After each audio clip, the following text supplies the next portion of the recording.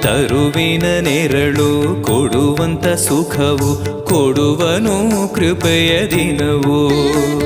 ಸ್ಥಿರ ಇರುವ ಮನ ಎನಗಿರಲಿ, ಶರಣಾಗತಿ ಎಂದು ಬರಲಿ. ಭಗವಂತನ ಪ್ರಿಯ ಮಗನಿವನ, ಸಾರಿ ಬದುಕು ಇರಲಿ.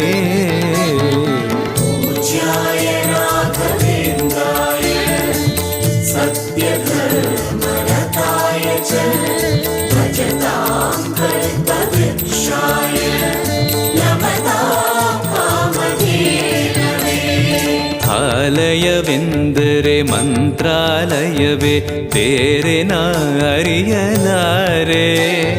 ರಾಜನು ಎಂದರೆ ಶ್ರೀ ಗುರು ರಾಜನೇ, ಮತ್ತು ನಾ ತಿಳಿಯಲಾರೆ. ಆಲಯವೆಂದರೆ